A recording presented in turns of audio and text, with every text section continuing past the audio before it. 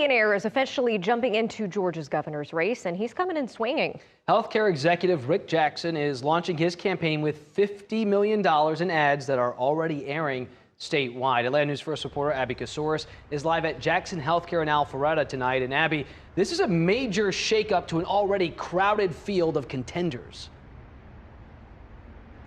It is. This amount of money can instantly change the Georgia GOP primary. Rick Jackson announcing his candidacy here at the headquarters at his company here in Alpharetta today. With ads running statewide, his opponents are now on notice. It felt more like a show than a campaign announcement. A song written especially for Rick Jackson, a spotlight entrance, and a crowd going wild.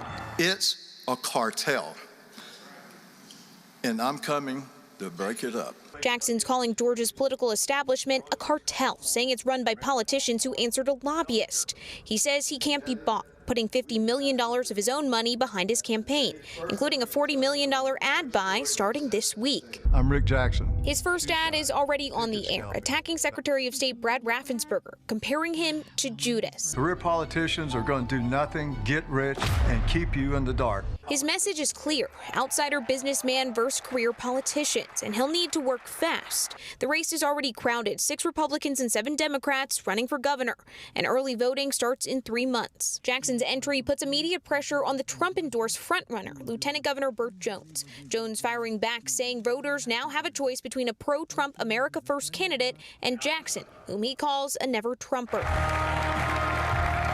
And after all the hype, there was a moment that stood out. Jackson was expected to take questions from reporters, including those about attacks from his rivals. But once cameras were set up, his team shut it down, and Jackson walked away without answering.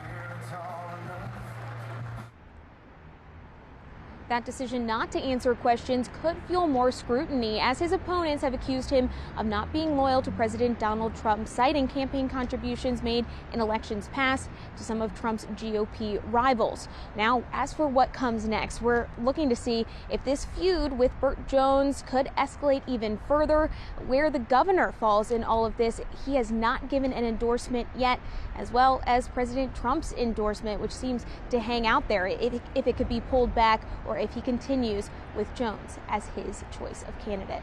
Live in Alpharetta, Abby Kasouris, Atlanta News First. Thank you, Abby.